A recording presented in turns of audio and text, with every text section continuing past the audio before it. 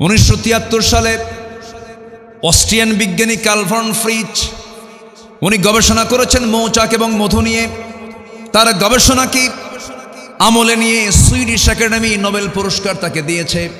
তিনি 3টা তথ্য দিয়েছেন, যে তথ্য সুইডিশ একাডেমি এটাকে মাথায় নিয়েছে, প্রশংসা করে তাকে পুরস্কার দিল। কিন্তু তিনি যে 3টা তথ্য দিয়েছেন, সেই তথ্য তিনি গবেষণা করতে পারেন, কিন্তু সেই তথ্যের সঙ্গে কোরআনের 3টা তথ্যের হুবহু মিল হয়ে গেছে।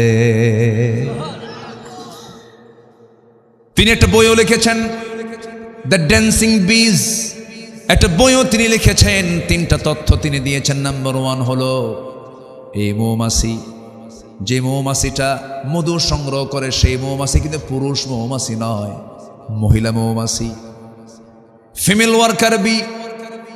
এই তথ্যটা তিনি 1973 সালে দিলেন।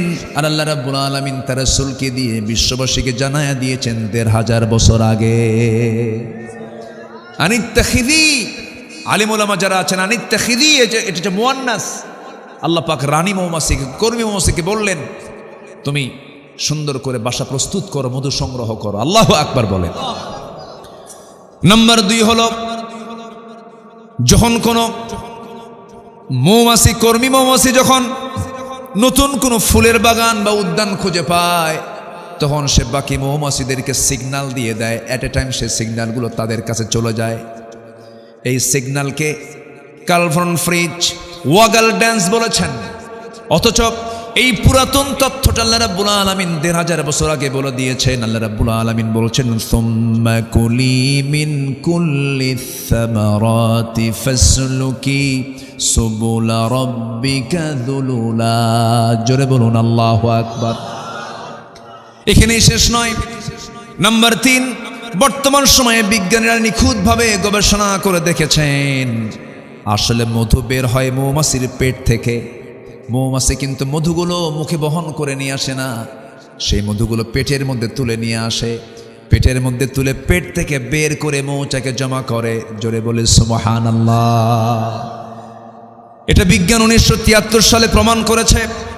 কিন্তু আল্লাহ রাব্বুল আলামিন 1500 বছর আগে বলেছেন, যারা পারেন আলেম উলামা অটোমেটিক আয়াতটা বললেই বুঝে যাবেন, ইয়াখরুজু মিন বুতুনিহা শারাবুম মুখতালিফুন আলওয়ানুহু ফীহি শিফাউন লিন্নাস ইন্না ফী যালিকা লাআয়াতান লিকাওমিন ইয়াতাফাক্কারুন। জোরে বলুন আল্লাহু আকবার।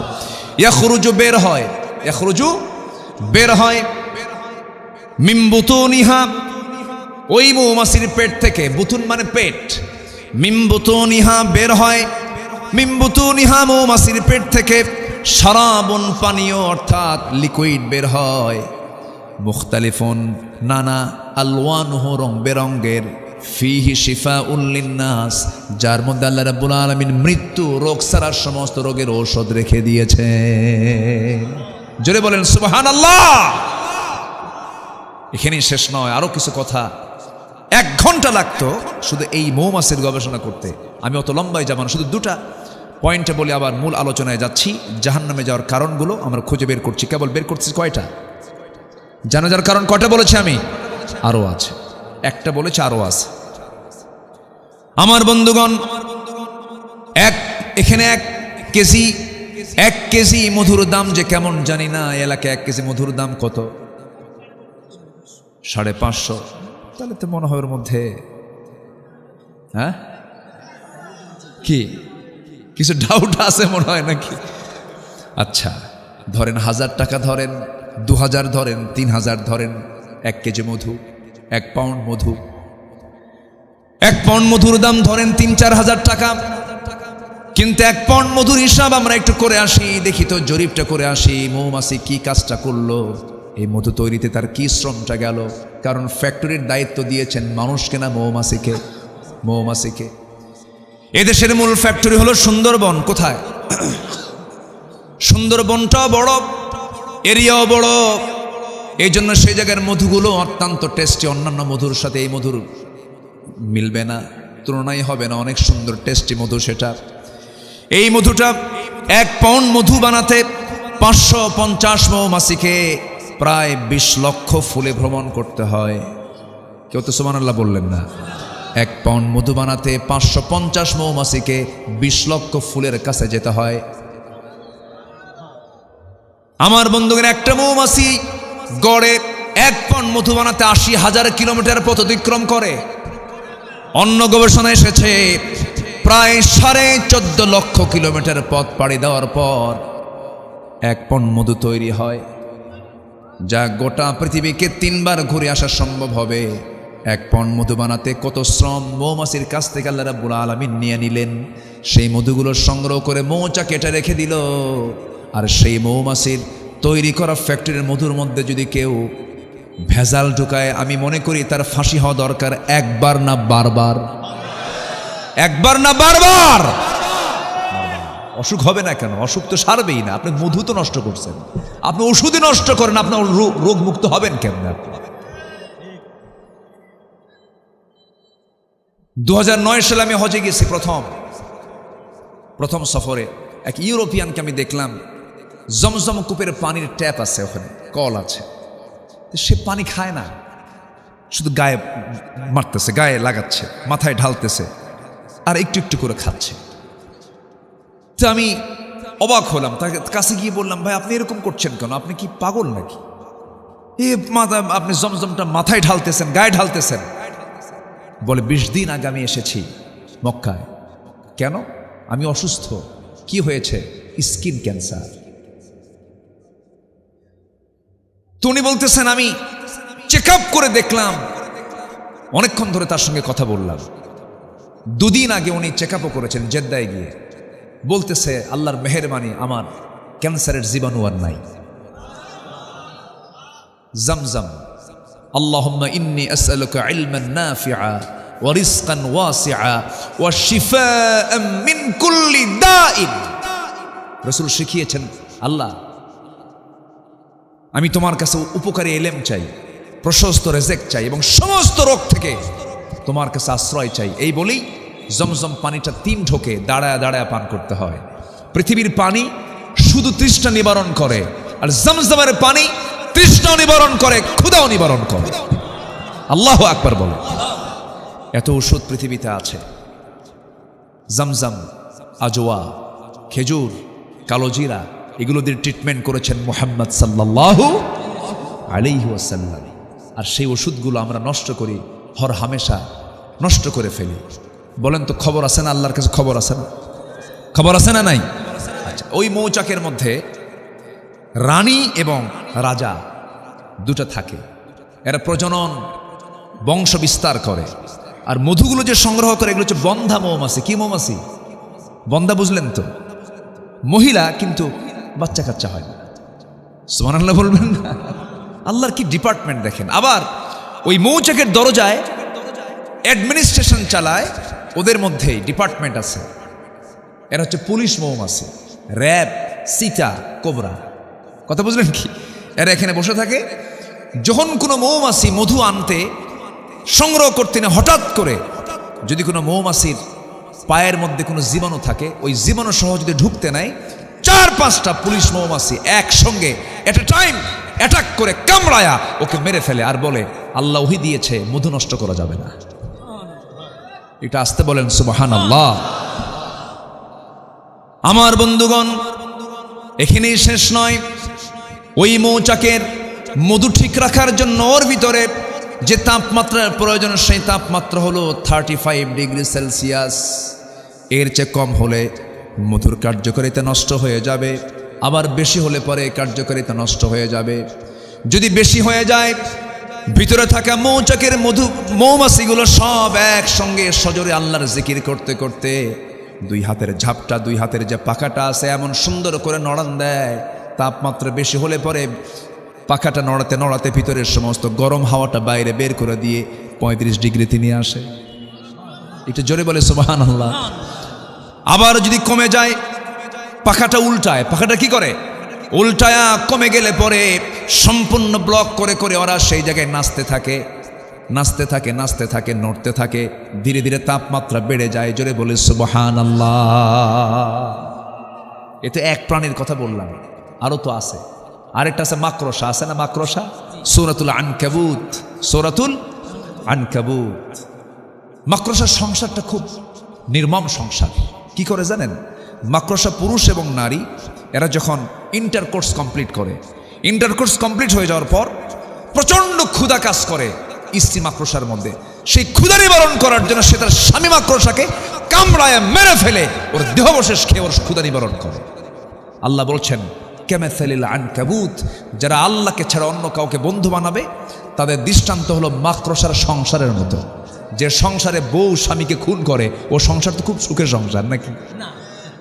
আল্লাহ কি উদাহরণগুলো দিয়েছেন, কি মজবুত উদাহরণ। আরেকটা দিয়েছেন মশা। মশা আছে না? মশার কথা কোরআনে আছে না নাই বলেন তো? আছে। কাফেররা কয় মা দারাদাল্লাহু বিহাদা মাসালা, তোমার রব কাম পায় না কাজ পায় না, কিতাবের ভিতরে মশার উদাহরণ দেওয়ার কি দরকার ছিল, কি প্রয়োজন ছিল? কিন্তু মশা যদিও দেখতে আমরা ছোট মনে করি। আচ্ছা বলুন তো, মশারি টাঙায় কে? মশা না মানুষ? আচ্ছা মানুষ মশাকে ভয় পায় না মশা মানুষকে ভয় পায়? ভালো করে কবেন কিন্তু বলেন, মশারি টাঙায় কে? মানুষ। থাকলো এই মশা আবার এত চতুর, এত চালাক, আপনাকে খাচ্ছে কিন্তু আপনি মানুষ, আপনি টের পাচ্ছেন না।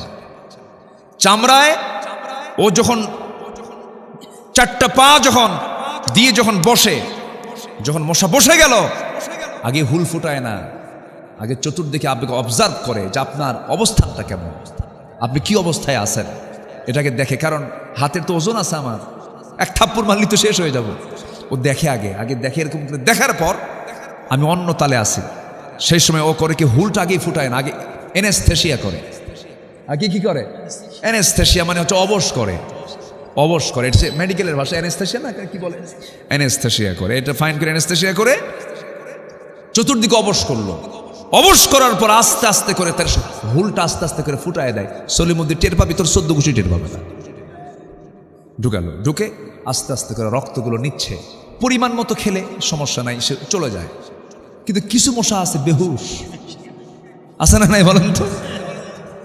বেশি খায়, এমন খাওয়া খায় ওর পাখার পারে না, উড়তেও পারে না, শেষমেশ তলে পড়ে মরে যায়। তাহলে বেশি খেলে পরে হায়াত বাড়ে না হায়াত কমে? মরে আগে না মরে তাড়াতাড়ি? মরে পড়ে না তাড়াতাড়ি মরে? 16 বছর যারা ছিল খাইছে কম না খাইছে বেশি? মরছেও হ্যাঁ তাড়াতাড়ি মরছে। আসতে কন কেন? তাহলে উদাহরণ কি ঠিক আছে? ঠিক আছে কিনা? নাম্বার 2, শীতের রাত শুয়ে পড়ছেন, কেন? মশা নাই। চতুর্দিকে দেখলেন bedroom, drawing room, kitchen room netting করা, ফ্ল্যাটের মধ্যে কোথাও মশা নাই, মশারি টাঙ্গানো নাই। মশারি টাঙ্গান কিন্তু একটা ধৈর্যের ব্যাপার। স্বামী স্ত্রীর মধ্যে মাঝে মাঝে লাগে, এই লাগে কিনা বলেন? হ্যাঁ লাগে। তুমি টাঙ্গাও, তুমি টাঙ্গাও, কি ঠিক আছে না? লাগে। সংসার জীবনে তো বহু কিছু হয়, স্বামী স্ত্রীর মধ্যে লাগে না, একটু লাগে না? যার লাগে না তার সংসারই নেই। হ্যাঁ, আল্লাহ তাআলা স্বামী স্ত্রী যে কি মোহাব্বত দিয়েছেন, সুবহানাল্লাহ বলবেন না? এক বুড়া সেদিন দেখি কান্দে, দাঁত একটাও নাই।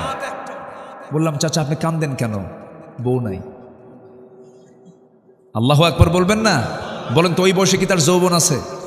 কিন্তু মায়া, মোহাব্বত, এটা জান্নাতের সম্পর্ক, এটা আল্লাহু আকবার বলেন। বাবারা, বিয়ের আগে আকাম কুকাম করবা না, লাভ নাই, লস। জীবন, যৌবন, সম্মান, মর্যাদা, সুস্থতা, শরীর সব যাবে, এগুলো করতে যাও না। কি আসতে কাও কেন যুবকরা? ঠিক আছে কি না? এগুলো করো না, লস এগুলো। বিয়ের প্রয়োজন হলে নিবা, আব্বা আম্মাকে বলবা। যৌবনকে নষ্ট করা যাবে না, এটা একটা আল্লাহর দেওয়া আমানত, এটা আমানত। এই আমানতকে নষ্ট করা যাবে না। বিয়ের আগ দিয়ে ওয়ালা মুত্তাখিদাতি আখদান, গোপন গোপন কোনো মিটিং দেওয়া যাবে না, ডেটিং করা যাবে না, সিটিং দেওয়া যাবে না। কি কথা কি বোঝা গেল? ডেটিং, মিটিং, সিটিং চলবে না, এগুলো সব চ্যাটিং। আরেকটা আছে কি? চ্যাটিং। হ্যাঁ, এখন আবার চ্যাটিং, এগুলো করা যাবে না।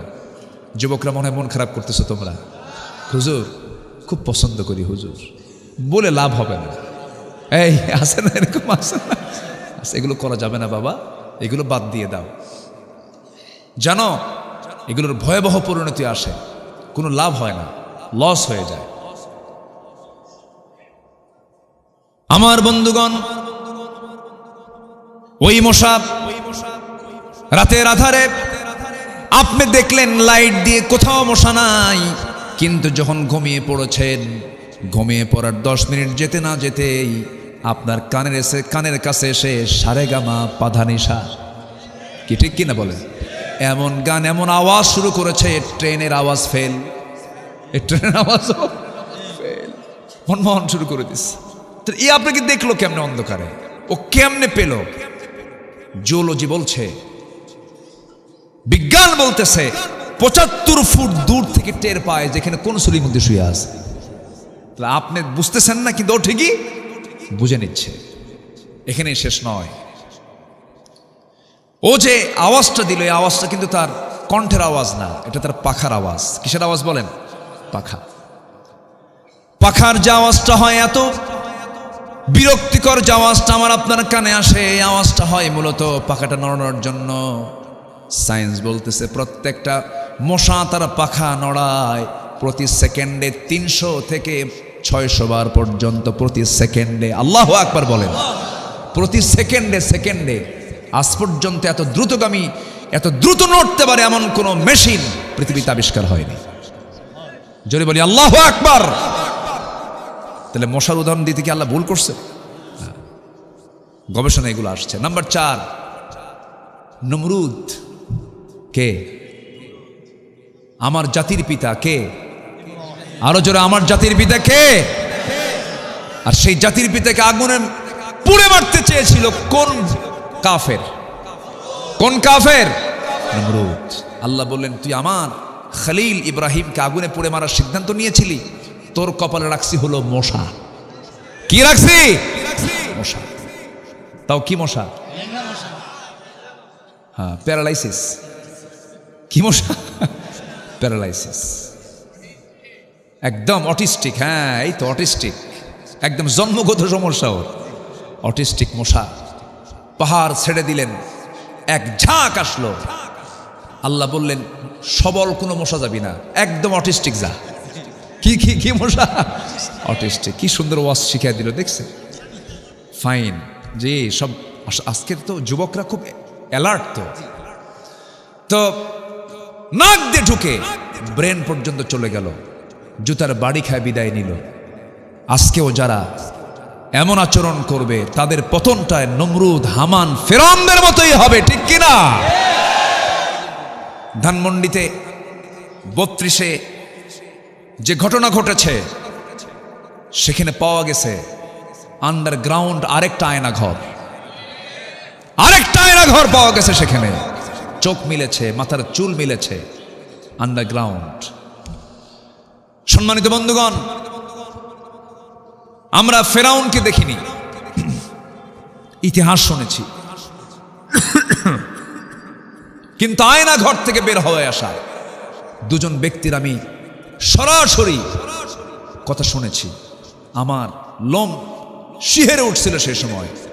ব্যারিস্টার আরমান এবং ব্রিগেডিয়ার জেনারেল আব্দুল্লাহিল আমান আজমি, আমি দুজনের সঙ্গে দেখা করতে গেছি। ওই সময় হসপিটালে ছিলেন তারা। আমি আরমানকে বললাম, ভাই কেমন ছিলেন বলুন তো?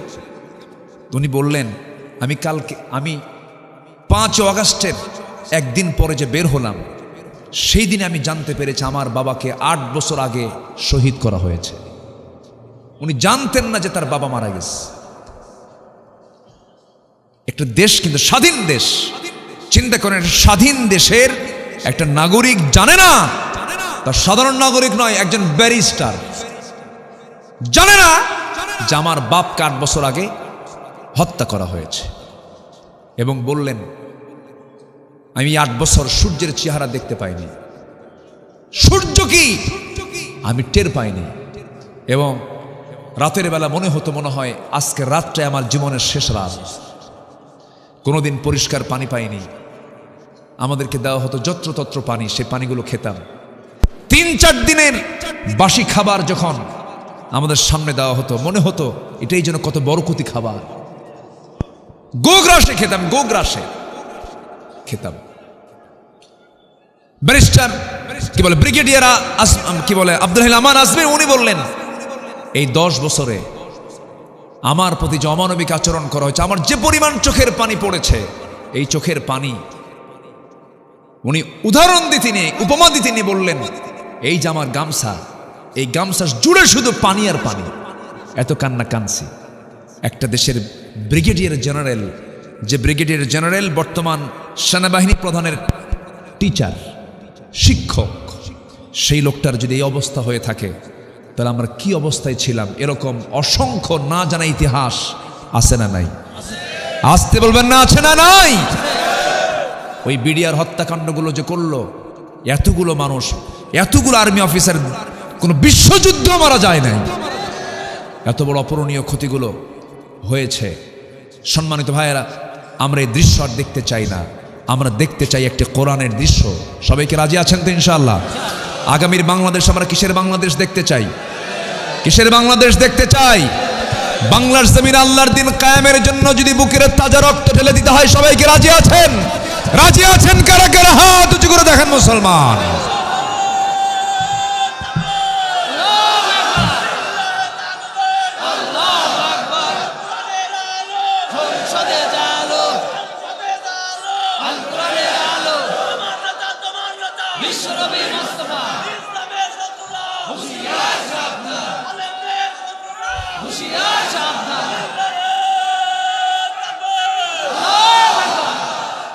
হাত নামান, আল্লাহ কবুল করুন।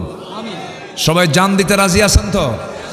যত রক্ত লাগে দেব, প্রয়োজনে লোক পাঠাবো, আমি যাব না। হ্যাঁ, এরকম করবেন না তো? হ্যাঁ, জীবন দিতে হবে। আমরা ইতিহাস ভুলে যাই, জানেন? এই ছাত্ররা জীবনটা দিল কেমনে চিন্তা করা যায়? এরা জীবনটা দিল কেমনে? আর এদেরকে নিয়ে যারা উস্কানিমূলক কথা বলবে, যারা বাজে কথা বলবে, তারা জাতির শত্রু। তারা জাতির শত্রু। কত কষ্ট করেছে ওরা। আল্লাহ তুমি ওদেরকে উত্তম জাযা দিয়ে দাও। জোরে বলি আমিন, আরো জোরে আমিন। অনেক কষ্ট করেছে ওরা। আল্লাহ তুমি তাদেরকে উত্তম পুরস্কারে পুরস্কৃত করো। আরেকটা সূরা আছে, সূরাতুল হাদিদ। হাদিদ মানে হলো লোহা। হাদিদ মানে কি? তাহলে এখন বলেন তো, কোরআনের মধ্যে মৌমাছি আছে, মাকড়সা আছে, লোহা আছে, শুধু কি ধর্মীয় কিতাব মনে হয়? এটা শুধু কি ধর্মীয় কিতাব মনে হয়? যারা এগুলো মনে করেন, তারা কোরআন সম্পর্কে তাদের কোনো ধারণাই নাই।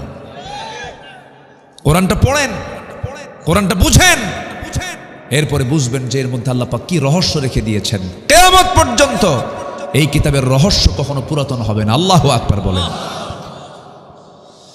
আমার বন্ধুগণ, আল্লাহ রাব্বুল আলামিন লোহা নামে একটা সূরা নাজিল করেছেন। মহান রাব্বুল আলামিন নিজে বলছেন, ওয়া আনজালনাল হাদিদা ফীহি বা'সুন শাদীদু ওয়া মানাফিউ লিন-নাস।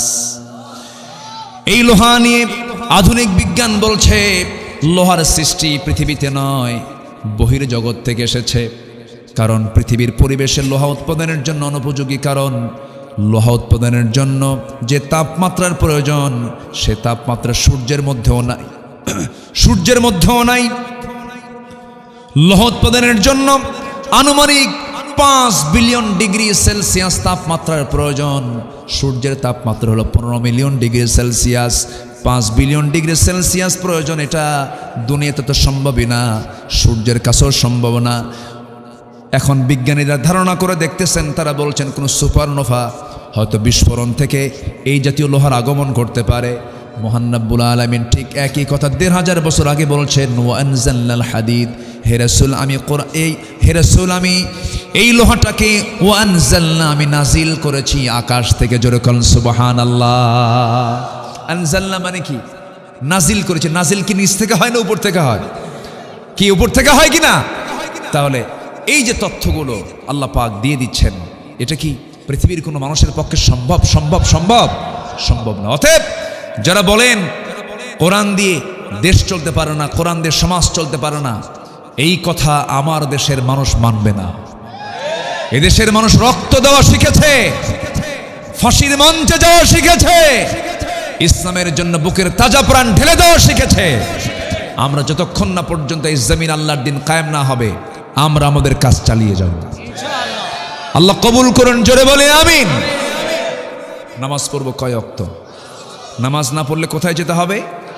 জাহান্নাম। নাম্বার 2 হলো ওয়ালাম নাকুনু তুইমুল মিসকিনা ওয়া কুন্না নাখুদু মাআল খায়িদিন। নাম্বার 2 হলো বান্দার হক আমরা নষ্ট করেছি। 1 নম্বর হলো আল্লাহর হক আমরা নষ্ট করেছি, নামাজ পড়ি নাই। নাম্বার 2 হলো বান্দাদের হক নষ্ট করেছি, মিসকিনদেরকে তাকায় নাই, বরঞ্চ তাদের সম্পদগুলো লোপাট করেছি। বৃদ্ধ ভাতা খাইছে কিনা বলেন? বিধবা ভাতা খেয়ে ফেলছে, আছে না? এরকম আছে না? রাস্তার টাকা মেরে খেয়ে শেষ করেছে। দেশ থেকে টাকাগুলো পাচার করে সব নিয়ে চলে গেছে, কিছুই রাখে নাই। দেশের সন্তানগুলোকে দেশেও পড়ায় না, ইউরোপে পড়াইছে, আমেরিকায় পড়াইছে। দেশকে এত ভালোবাসে, সন্তানগুলোকে দেশে পড়ালো না, ভার্সিটি তারাই বানালো, কিন্তু সেই ভার্সিটিতে নিজের সন্তানগুলো পড়ালো না। ভার্সিটির সন্তানদের হাতে তুলে দিয়েছে ইয়াবা, মদ, বোতল, অস্ত্র, আর ওদেরকে ইউরোপে আমেরিকায় পড়াইছে। ঠিক কিনা? অস্ত্রের ঝনঝনানি তারা করেছে। বিশ্ববিদ্যালয়গুলোকে তারা মিনি ক্যান্টনমেন্ট বানিয়েছিল, এত কিছু তারা করেছিল। আমার বন্ধুগণ, আমিও ঢাবির ছাত্র ছিলাম, বানায় একটা কথাও বলছি না। ভার্সিটির যে চিত্র এই 16 বছরে যা ছিল, সেখানে শুধু সমকামিতার হার বেড়েছে, জেনার হার বেড়েছে, অবাধ যৌনাচারের হার বেড়েছে, নেশার পরিমাণ বেড়েছে। সমকামিতাকে প্রমোট করার জন্য তারা বিভিন্ন উস্কানিমূলক বিভিন্ন কথাও বলেছে। এমনকি শ্রেণীর পাঠ্য বইয়ের মধ্যেও ঢুকিয়ে দিয়েছিল ট্রান্সজেন্ডার। মনে নাই? ট্রান্সজেন্ডার মনে নাই? শরীফার গল্প ঢুকিয়ে দিয়েছিল। অনেক কিছুই তারা করেছে। আমার বন্ধুগণ, এই যে এত বড় দেশের সম্পদগুলো লুটপাট করে বাইরে নিয়ে চলে গেল, এটা দেশপ্রেমের লক্ষণ নয়, এগুলো বান্দার হক নষ্ট করা। আল্লাহ বলছেন, বান্দার হক যারা নষ্ট করবে, আমি আল্লাহ তাদেরকে জাহান্নামের মধ্যে ঢুকাবো। নাম্বার 3 হলো সমালোচককারীদের সঙ্গে সমালোচনা করা। নাম্বার 4 হলো যারা আখিরাতকে অবিশ্বাস করেছে। ওয়া কুন্না নুকাযযিবু বিয়াউমিদ্দিন, আমরা যাবার জীবিত হব, কোনো সন্দেহ আছে নাকি? আসতে কয়, আল্লাহ কি আমাকে জিন্দা করতে পারবেন না? 2-1 করে উঠতেছেন, 2-1 করে ওঠে, কি করব? দোয়া করে দেব? তো ওঠেন কেন? ও 1-এ যায় 2-এ যায়। ও মাশাআল্লাহ, অনেক সুন্দর জবাব। একটু বসেন। বহু সময় তো আমরা এদিক সেদিক ব্যয় করি, একটু যদি ভালো জায়গায় বসতে পারি, এটা আমার জন্য নাজাতের একটা কারণ হয়ে যাবে। জোরে বলি ইনশাআল্লাহ। আল্লাহ কবুল করুন, জোরে বলি আমিন। আমার ডান পাশে যিনি বসে আছেন, ডাক্তার মহোদয়, তিনি কি ব্যস্ত কম? একটা ডাক্তারের যে কত ব্যস্ততা জানেন, চরম ব্যস্ততা। তাদের যদি রাগ থাকে, চিকিৎসা করতে পারবে না। রুগী গালিও দেয়, রুগী লাথিও মারে, কত কি করে। একজন চিকিৎসকের দাম কত জানেন? আমি আল্লাহ, আমাকে কে বানাইছে বলেন তো? আমি আল্লাহর গোলাম। আর আল্লাহর গোলামকে যারা সেবা দেয়, যদি নিয়তটা সহি থাকে যে না, আমি আল্লাহর মখলুকের সেবা করছি, আল্লাহ তাআলা তার সেবা করবেন। হাসরের ময়দানে বলিবেন, খোদা, হে আদম সন্তান, কি আছে না একটা কবিতা আছে না? এটা কিন্তু কবিতা না, এটা হাদিস। আমি অসুস্থ ছিলাম, তুমি আমার সেবা করো নাই। অর্থাৎ আমার বান্দাগুলো অসুস্থ ছিল, তুমি তার ওই অসুস্থ ব্যক্তির পাশে তুমি দাঁড়াও নাই। এটা বিশাল ব্যাপার। আল্লাহ, তুমি এদেশের সকল চিকিৎসককে আখিরাতের চিন্তা মাথায় নিয়ে খিদমা করার তৌফিক তুমি আল্লাহ দিয়ে দাও। জোরে বলি আল্লাহুম্মা আমিন। আবার আপনি কৃষিকাজ করেন, আপনি যদি কৃষাণ না দেন, আপনি যদি জমি চাষ না করেন, জাতি খাবে কি? তাহলে আপনার জন্য পুরস্কার কি আল্লাহর কাছে নাই? আসতে বলেন কেন? আসে না নাই? আসে না নাই? যে যার ডিপার্টমেন্টে আছেন, সে ডিপার্টমেন্টকে আখিরাতের জন্য, আখিরাতকে মাথায় নিয়ে কাজ চালাবেন। আল্লাহ পুরস্কার দিয়ে দিবেন। এটা কৃষকের দাম কত? আদম ছিলেন কৃষিকাজের রূপকার। যারা কিষান তারা খাঁটি আদমের সুন্নত পালন করে। যেরকম সুবহানাল্লাহ, ঠিক আছে না? এটা আদমের সুন্নত। আদম আলাইহিস সালামকে আল্লাহ রাব্বুল আলামিন পৃথিবীর সকল কৃষিকাজের শিক্ষা দিয়েছেন। যেরকম সুবহানাল্লাহ। আমাদের বাপ তো প্রথমে তো খাওয়া দরকার, উনি খাওয়ার ব্যবস্থা করে দিয়েছেন। ইদ্রিস আলাইহিস সালাম তিনি ছিলেন টেক্সটাইল ইঞ্জিনিয়ার, তিনি কাপড় চোপড়ের ব্যবস্থা করে দিয়েছেন। দাউদ আলাইহিস সালাম ছিলেন অস্ত্র নির্মাতা, তিনি অস্ত্র বানাতেন। তার অস্ত্র বানানোর জন্য ফ্যাক্টরি লাগতো না, হাতে নিতেন, কাদার মতো নরম হয়ে যেত লোহা। আল্লাহু আকবার বলেন। ওয়াল্লানাল হাদিদ, তার কাছে লোহাটা কাদার মতো নরম হয়ে যেত। এরকম করে আল্লাহ পাক বিশেষ সমস্ত পয়গম্বরকে বিশেষ বিশেষ গুণ দান করেছিলেন। যে কাজই করবো না কেন সেই কাজের মধ্যে নিয়ত থাকতে হবে, আমি কার জন্য করছি? আসতে কার জন্য করছি? বাড়িতে জানালা আমি বানাইছি, বাড়িতে ঘর বানালে তার জানালা লাগে কিনা বলেন? জানালা বানাইছি, বাতাস নেব না, এই জানালা খুললাম যেন এই দিক থেকে যেন আজানটা যেন আমার কানে আসে। বাতাস তো বন্ধ হয়ে যাবে নাকি? বাতাস বন্ধ হবে? বাতাস তো পাবেনি, অটোমেটিক আসবে, কিন্তু নিয়তটা থাকতে হবে এই যে জানালাটা করলাম যেন আজানের শব্দটা যেন আমার কানে আসে। এরকম করে করে আমরা প্রত্যেকটা কাজে আমরা সব কিছু করবো কার জন্য? আল্লাহর জন্য। সম্মানিত ভাইয়েরা, আখেরাত আছে না নাই বলেন তো? এই এলাকায় কি আলুর চাষ হয়? আলুর চাষ আলু হয়? একটু কম হয়, উত্তরবঙ্গে বেশি হয়, জয়পুরহাট, বগুড়া, রংপুর। হ্যাঁ, রংপুর ওইদিকে প্রচুর হয়। হারাগাছে আবার বিড়ি হয়, বিড়ি রংপুরে বিড়িও হয়। কিন্তু আবার এই নদী পার হলেই কুষ্টিয়া গেলেই আমি আগে বুঝতাম না, ফাইন গোল গোল ঘর, মাটির ঘর। বললাম যে এই ঘরে থাকে কে? কুজন না, এখানে বিড়ি হয়, বিড়ি ওই তো তামাক, একই কথাই তো, প্রসেস করে তারা। প্রচুর তামাকের আবাদ হয় ওইদিকে। বছর 3 আগে রংপুর এক মাহফিলে গেলাম, আমি জানতাম না যে কারা দাওয়াত দিয়েছে। তো মাহফিল শেষ হওয়ার আগ দিয়েই দোয়ার মধ্যে দোয়ার আগ দিয়ে বলে, হুজুর একটু দোয়া করেন। কেন? আমাদের বিড়ি ফ্যাক্টরিতে যেন বরকত হয়। আমি পড়ে গেলাম বিপদে, কি দোয়াটা করি বলেন তো? সব খাবারের দোয়া আছে, বিড়ি খাওয়ার দোয়া বিড়ি খাওয়ার কোনো দোয়া আছে? এই যাতে খাবার বেশি খায় না বিড়ি বেশি খায়? বলেন কি বেশি খায় বলেন? ভাত খায় কয়বার আর বিড়ি খায় কয়বার? আনলিমিটেড। একটা শেষ হলে ওর সাথে আরেকটা, মানে ওই লাগানোর সময় নাই, মানে আগুন এক্সট্রা দরকার নাই, শেষ হয়েছে।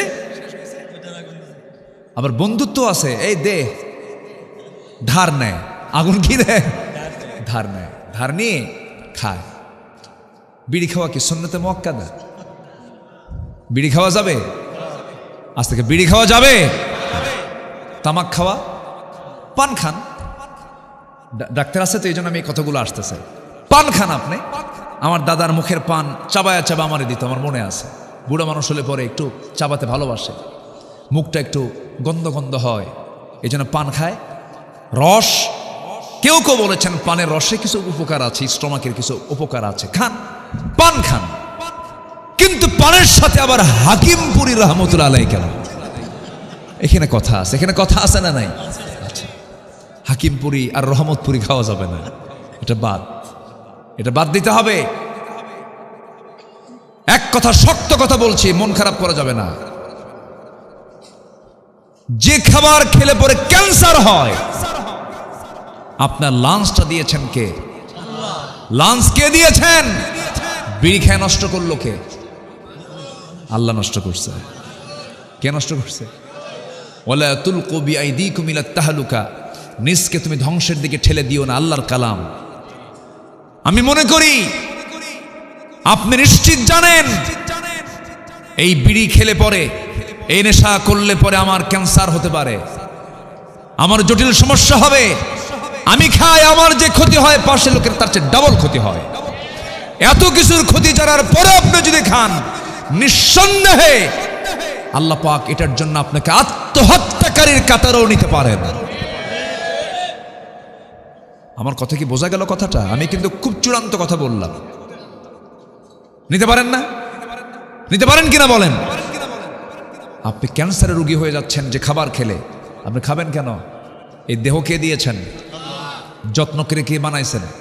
লাকাদ খালাকনাল ইনসানা ফি আহসানি তাকবীম, সবচেয়ে সুন্দর করে বানিয়েছেন, মাথা থেকে পা পর্যন্ত কত সুন্দর করে দিয়েছেন, আপনি নষ্ট করবেন না। মদ খেলে চোখ যায়, মদ খেলে লিভার যায়, বিড়ি খেলে পরে লাঞ্চ চলে যায়, ক্যান্সার হয়ে যায়। বিড়ির গায়ে লাগা থাকে অনেকগুলো সংবিধিবদ্ধ সতর্কীকরণ লেখা থাকে। এরপরে আপনি খাবেন, আল্লাহ পাক আপনাকে ধরে ফেলবেন।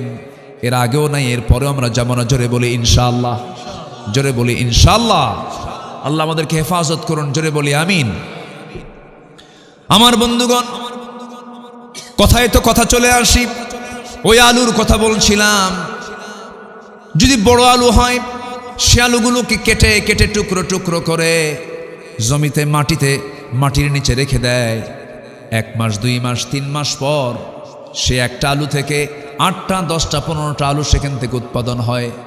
আল্লাহ পাক জন্ম দিয়ে দেন, কিন্তু যে আলুটা লাগাইছে সে আলুকে থাকে না, মাটি হয়ে যায়, মাটির সঙ্গে মিশে যায়, পচে যায়, গলে যায়। আমার আপনার চোখের সামনে আমি দেখলাম একটা আলু কি জমিতে রাখার পর সে আলুটাকে আল্লাহ পাক মাটির সঙ্গে মিশায়া দিয়া সেখান থেকে যদি 8টা 10টা আলু জন্ম দিতে পারেন, উৎপাদন করতে পারেন, সে আল্লাহ আমার দেহবাসসকে মাটির সঙ্গে মিশায়া দিয়া তিনি কি আবার জিন্দা করতে পারেন না? পারেন কি না? প্রথম সৃষ্টি কঠিন না দ্বিতীয় সৃষ্টি কঠিন? প্রথমটা কঠিন, দ্বিতীয় সৃষ্টি সহজ। প্রথমবার যিনি আমাকে বানিয়েছেন তিনি কি আবার দ্বিতীয়বার বানাতে পারবেন না? অবশ্যই পারবেন। এটার নাম হলো বিশ্বাস, এটার নাম হচ্ছে ঈমান। আখিরাত, অবিল আখিরাতি হুম ইউকিনুন, আখিরাতের প্রতি বিশ্বাস থাকতে হবে। এই 4টা কাজ যারা করবে না, আল্লাহ সূরা মুদ্দাসসিরে বলছেন আমি তাদেরকে সাকার নামক দোজখে রাখবো। আর আল্লাহর পাক সূরা মারইয়ামের মধ্যে বলছেন যারা নামাজ না পড়বে আমি তাদেরকে গাই নামক গর্তের মধ্যে আমি তাদেরকে ঢুকাবো, নামাজ যারা না পড়বে। তাফসীরে কুরতুবীর ভিতরে এসেছে আরো 7টা অপরাধ যাদের মধ্যে থাকবে আল্লাহ রাব্বুল আলামিন তাদেরকে জাহান্নাম শুধু নয় গাই নামক গর্তের মধ্যে ঢুকাবেন। তার মধ্যে 2 নম্বর হলো ওয়াত্তাবাউশ শাহাওয়াত, যারা নফসের দাসত্ব করেছে, নফস যা চায় তাই করেছে। নফস গাড়ি চায়, বাড়ি চায়, নারী চায়, জেনা চায়, খারাপ কিছু নফস চায়, কিন্তু নফসকে পাত্তা দেওয়া যাবে না। আমার নফসকে কন্ট্রোল করতে হবে কার বিধান দিয়া? আল্লাহর বিধান দিয়া। নাম্বার 3 হলো যে জেনাকার জেনা করতে করতে পাকা হয়ে গেছে, জেনা বাদ দেয় না, আল্লাহ পাক তাকে উপর করে জাহান্নামের গর্তের মধ্যে ঢুকাবেন। এরপরে নাম্বার 4 হলো যে মদ্যপায়ী, মদ পান করতে করতে বুড়ো হয়ে গেছে, মদ খাওয়া ছাড়ে না, আল্লাহ তাকেও গর্তের মধ্যে ঢুকাবেন। নাম্বার 5 হলো যে সুদখোর, সুদ খেতে খেতে পাকা হয়ে গেছে, সুদকে জায়েজও মনে করে, এমন লোক বুঝি ঈশ্বরদী, দাসুরিয়া, মীর কামারি এলাকায় নাই? আছে না নাই? ঈশ্বরদী চিনি তো বহু, হ্যাঁ হ্যাঁ অনেক আছে এলাকায়, এইদিকে অনেক এলাকায় আসছি আমি। অরণখোলা না, অরণখোলা আছে না একটা? হ্যাঁ অরণখোলা আসছি, মীরকামারি আসছি, আরো কোথায় কোথায়। জি জি সব ইসলামের ঘাঁটি, পাবনা ইসলামের ঘাঁটি, বলি আলহামদুলিল্লাহ। জি আল্লাহ তুমি পাবনাকে কবুল করো, জোরে বলি আমিন। ইসলাম নিয়ে কোনো পাগলামি করলে একদম হেমায়তপুর পাঠায় দেবে। কি হেমায়তপুর আছে না নাই? সবই আছে। খুব সুন্দর, আলহামদুলিল্লাহ। তাহলে সুদ খাওয়া যাবে? সুদের কাছে যাওয়া যাবে? সুদ খাবো না, সুদের কাছে আমরা যাব না। খুব ভয়ঙ্কর গুনাহ এটা। আল্লাহ পাক তুমি এগুলো থেকে আমাদেরকে বাঁচাও, নেশা থেকে বাঁচাও, জেনা থেকে বাঁচাও, জোরে বলি আমিন। জেনা আছে যেখানে, রোগ আছে সেখানে। আমার বন্ধুগণ, নাম্বার 6 হলো যে সন্তান পিতামাতার আনুগত্য করে না, যে সন্তান পিতামাতাকে ভাত দেয় না, সেবা করে না, এমন সন্তান বুঝি পাবনা জেলায় নাই? কি আছে কিনা বলেন? এই থানাতেও আছে না নাই? দেয় না। একটা প্রশ্ন করব, বলুন তো, মা বড় না বউ বড়? ভালো করে কোন, একটু মনে মনে আগে বইয়ের দিকে আগে নজর দিবেন, এটা চিন্তা করে আমি কয়েক সেকেন্ড সময় দিই। এখন বলেন, মা বড় না বউ বড়? মেলেন ওই দুজনের সমান। একজন কইছে, কেবল বলছে দুজন সমান, উত্তর পাইছে কিন্তু। ভালো করে বলেন, মা বড় না বউ বড়? মাহফিলে মা বড়, বাড়িতে বউ বড়। এটা ঠিক কইছে, দেখেন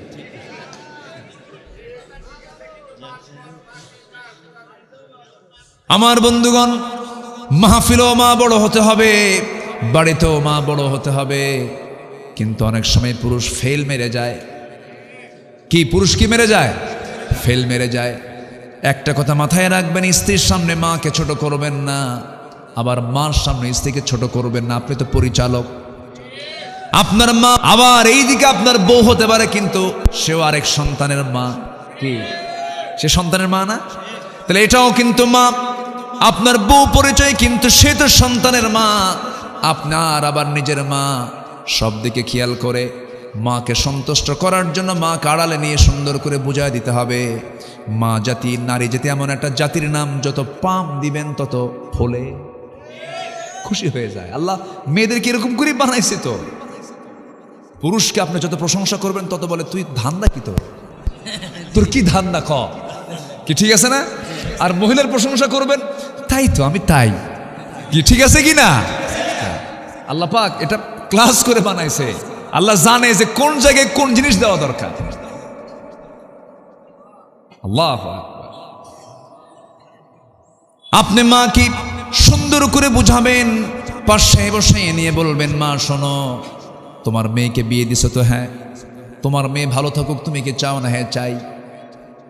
তোমার মেয়ে অন্যের সংসার করুক, ভালো থাকুক, তুমি চাও যদি? এই যে তোমার বৌমা তোমার চোখের সামনে দিয়ে ঘোরাফেরা করে, এটা তো কারো না কারো মেয়ে, তার মা তো চায় আমার মেয়েটা সে জায়গায় সুখে থাকুক, কোনো কষ্ট না পাক। তুমি কি চাও না? মা হ্যাঁ চাই মা। সুন্দর করে বুঝাবেন। আবার বলবেন, মা আমি যখন ছোট ছিলাম, তোমার পেট থেকে বের হয়েছি, তুমি মা ডাকটা শোনার জন্য কত কষ্ট করেছো।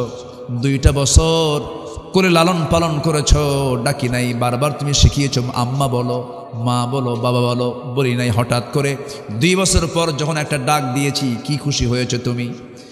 2 বছরও চেষ্টা করে আমার মুখ থেকে মা শব্দটা বের করে নিয়েছো। অথচ এই মেয়েটা আমার বউ, তোমার বৌমা, বাপ ছেড়ে, মা ছেড়ে, ভাই ছেড়ে, পরিবার ছেড়ে অন্য পরিবেশে অন্যের ঘরে পড়ে এসে যেদিন এসেছে সেই দিন তোমাকে মা বলে ডেকেছে। তুমি কি একটু মেয়ে বলে কি একটু বরণ করতে পারো না? এমন সুন্দর ওয়াজ দিলে পরে বউ মাও কাত, বইও কাত, কি ঠিক কিনা? বুঝায় বলবেন, হবে না কেন? ব্যালেন্স করবেন। থামেন। কিন্তু মহিলাদের মধ্যে একটু সমস্যা আছে। কিছু কিছু শাশুড়ি আম্মা আছেন, মন খারাপ করবেন না। সমস্যা হলো, দেখবেন একই মহিলাই বলতেছে, আমার মেয়েটার কপাল কত ভালো, কি সুন্দর জামাই পাইছি আমি, আমার জামাই খুব ভালো, আমার মেয়েটাকে কোনো কষ্ট দেয় না, এমনকি আমার মেয়ের কাপড় চোপড় পর্যন্ত আমার জামাই ধুয়ে দেয়। দেখছেন কি ভালো? আমার মেয়ে যা বলে দাঁড়াও দাঁড়ায়, বসো বসে, কি সুন্দর আমার জামাই, মেয়ের কথা ওঠা বসা করে। কিন্তু আমার ছেলে মানুষ হলো না, খালি বইয়ের কথা শুনে। কে আছে না নাই? কি সমস্যা এগুলো? এক মুখে কয় কথা হলো, 2 কথা। এগুলো করা যাবে না। আপনি শাশুড়ি, আপনি অনেক দায়িত্বশীলা, আপনাকে ব্যালেন্স করতে হবে। প্রত্যেক ব্যক্তি তার দায়িত্ব সম্পর্কে জিজ্ঞাসিত হবে কার আদালতে? জুলুম করা যাবে না। আপনি জুলুম যদি করেন শাশুড়ি হয়ে, আল্লাহর কাছে জবাব দিতে হবে। আপনি ছেলে বউ হয়ে শাশুড়িকে যদি জুলুম করেন, আপনার জবাব দিতে হবে কার আদালতে? আল্লাহর আদালতে। এই জন্য এগুলোর কারণে কিন্তু পিতামাতার সেবার ক্ষেত্রে কিছু ঘাটতি চলে আসে, খেয়াল করতে হবে। নাম্বার 7 হলো, যে মিথ্যা সাক্ষী দেবে, কোনো নজরে সে দেখে নাই, কোনোদিন সে খেয়ালই করে নাই, কিন্তু আদালতে গিয়ে সাক্ষী দিচ্ছে। আছে না নাই বলেন তো? এই 16 বছর কম হয়েছে না বেশি হয়েছে? আল্লামা সাঈদীর মতো মানুষের মামলার সাক্ষীর বয়স ছিল কেমন দেখেন। ঘটনা হলো 71, আল্লামা সাঈদীর মামলার সাক্ষীর জন্ম হলো 76। কোন সাল বলেন? তাহলে ঘটনা ঘটছে 71, 76 সে দেখলো কেমনে? রুহের জগৎ থেকে। কিসের জগৎ থেকে? রুহের জগৎ। এই মিথ্যা সাক্ষী যারা দেবে, আল্লাহ বলেছেন আমি তাদেরকে গাই নামক গর্তের মধ্যে ঢুকাবো। নাম্বার সর্বশেষ হলো, যে নারী অপর সন্তানকে নিজের স্বামীর সন্তান বলে চালায় দেয়। যদিও ডিএনএর যুগ এখন, যদিও পরীক্ষায় ধরা পড়ে যাবে, কিন্তু পরীক্ষা করবে কখন? পরীক্ষা করলে তো বিপদে পড়ে যাবে স্বামী। চিন্তা করে থাক, যা আছে কপালে থাক। কি আছে না নাই বলেন? এরকম বহু পরিবার কিন্তু আছে। নিজের অন্যের সন্তানকে স্বামীর সন্তান বলে চালায় দেয়, মানে কি জেনার কাছে যারা লিপ্ত হবে, আল্লাহ রাব্বুল আলামিন ওই মহিলাকে ওই গাই নামক গর্তের মধ্যে উপর করে ঢুকায় ফেলবেন। এত রাগ করেন এই সমস্ত অপরাধগুলো যারা করবে। আমরা এই সমস্ত জাহান্নামের পথের এই সমস্ত গর্হিত কাজ থেকে আল্লাহ পাক আমাদেরকে হেফাজত করুন। জোরে বলি আল্লাহুম্মা আমিন, আরও জোরে আল্লাহুম্মা আমিন। সম্মানিত ভাইয়েরা, আমি যতটুকু বলেছি আল্লাহ পাক আমাকে সহ সবার জিন্দেগিগুলো আমল করার তৌফিক দান করুন। জোরে বলি আল্লাহুম্মা আমিন।